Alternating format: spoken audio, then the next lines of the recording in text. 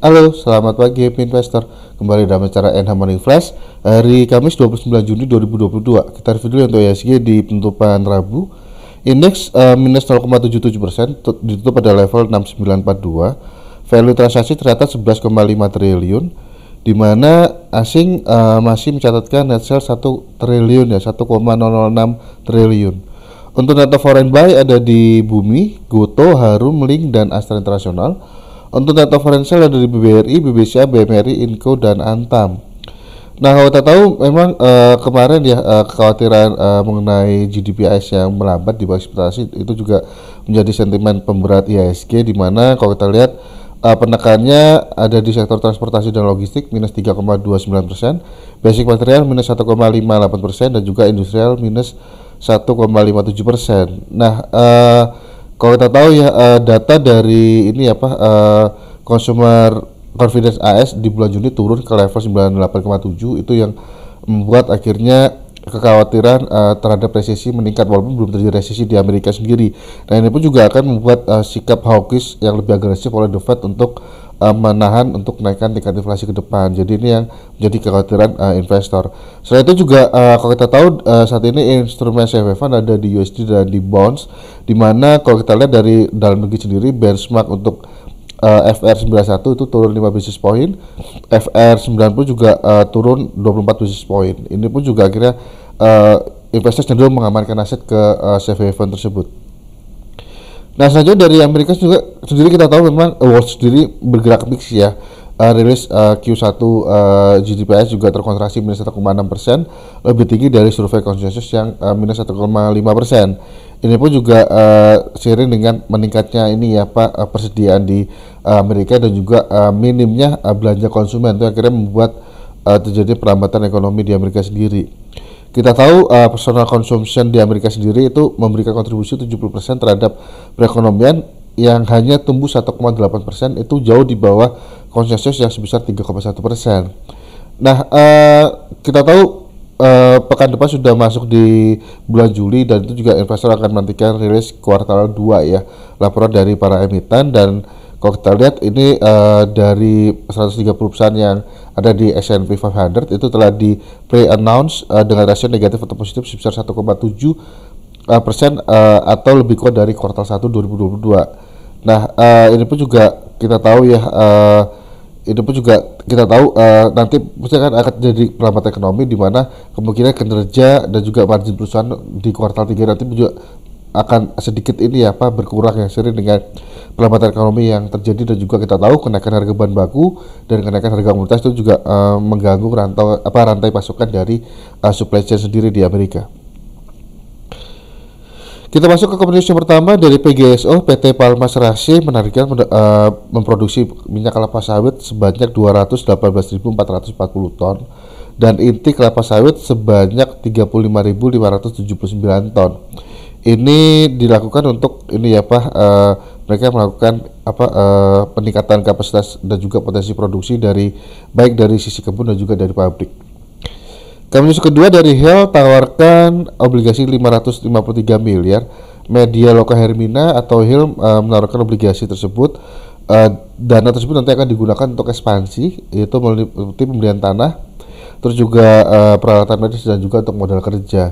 Nah, adapun obligasi yang ditawarkan terdiri dari pokok 100 miliar, terdiri dari 2 seri, yaitu seri A dan seri B. Masing-masing seri A 37 miliar dan juga seri B di 67 miliar rupiah. Saya dari energi, Mega Persada akan menaikkan pasokan gas ya, di mana anak usaha PT Energi Mega Persada yaitu EMP Bentu Limited akan menaikkan produksi gasnya kepada PLN. Nah, saat ini perseroan melalui anak perusahaannya EMP Bentu Limited memasok 30 juta kaki kubik gas per hari ke PLN Pekanbaru. Nah, ini pun akan diminta ya sesuai perjanjian kontrak jual beli mereka. EMP diminta untuk menaikkan kapasitas produksi gas mereka sampai dengan 40,3 juta kaki kubik gas per hari ke PLN. Selanjutnya dari domestik dan global news, yang pertama target presidensi G20 RI, di mana kita tahu ada 3 prioritas fokus utama ya. Yang pertama untuk ini ya penataan kembali arsitektur kesehatan dunia yang lebih inklusif untuk ini apa pemerataan dan juga menjamin ketersediaan vaksin untuk menanggulangi COVID. Yang kedua, mendorong transformasi ekonomi berbasis digital, terutama untuk mendorong UMKM dan juga menciptakan pertumbuhan ekonomi baru. Dan yang poin ketiga adalah percepat transisi energi yang lebih ramah lingkungan. Yang kita tahu memang ini yang menjadi fokus utama ya, di tengah kenaikan harga komoditas yang akhirnya juga membuat kenaikan inflasi tidak terhindarkan. Oke, selanjutnya dari Amerika sendiri kita tahu kuartal 1 kemarin terkontraksi ya, walaupun baru soft contraction di Amerika sendiri, di mana PDB mereka jatuh 1,6% di tahunan untuk kuartal lalu, di mana ini pun juga lebih tinggi dari 1,5% dari konsensus ya.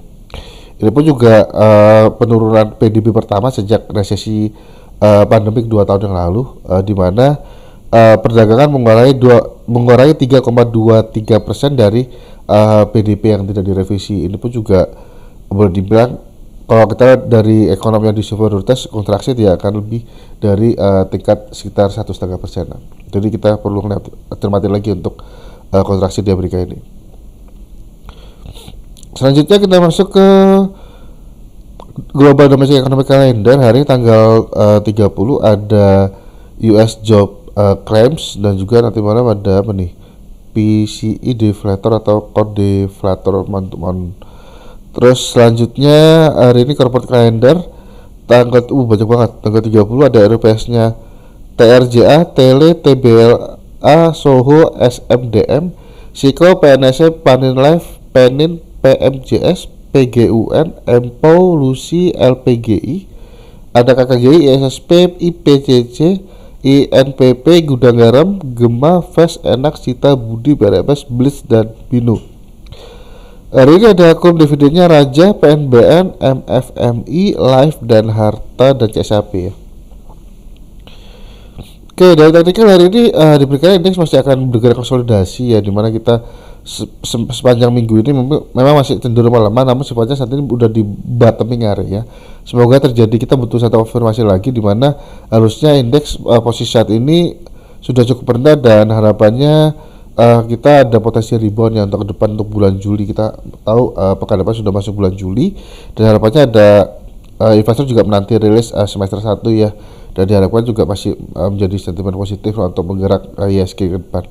Sedangkan memang kita tahu the Fed juga masih membayangi, dan juga inflasi di Amerika sendiri. Untuk hari ini perkiraan indeks masih akan bergerak cenderung melemah, walaupun terjadi melemah terbatas ya, les 69 sampai dengan 7050. Untuk saham pertama dari Alfamart, penutupan Rabu tutup pada level 1990 atau menguat 0,25%. Saat ini ada potensi penguatan lanjutan, namun sifatnya mereka tertahan sekitar 3 hari ya, di les atau akumulasi. Jadi memang memanfaatkan akumulasi, syukur dikasih di sekitar 1950 lagi ya, itu kesempatan untuk akumulasi, karena kedepannya ada potensi penguatan ke 2190. Perhatikan stop loss di bawah 1940. Jadi saat ini untuk akumulasi beli untuk sifatnya untuk Alfamart. Terus yang kedua dari Penin Financial, PNLF, penutupan kemarin terbentuk doji, indikator sudah overbought. Jadi memang saat ini rawat profit taking ya. Ada potensi penguatan lanjutan. Kemarin itu pada level 446, ada potensi penguatan lagi di 480. Selama di atas 440 teman-teman boleh akumulasi aja. Jadi memang diharapkan kenaikan ini masih berlanjut ya ke sampai dengan 480. Lalu selanjutnya dari Medco Energi ada potensi rebound, di mana penutupan penutupan Rabu tutup pada level 650 atau minus 2,26%. Ada potensi penguatan ke 695. Perhatikan stop loss di under 640. Saat ini sudah berada di bottoming area, jadi kesempatan untuk akumulasi untuk Medco Energi Internasional.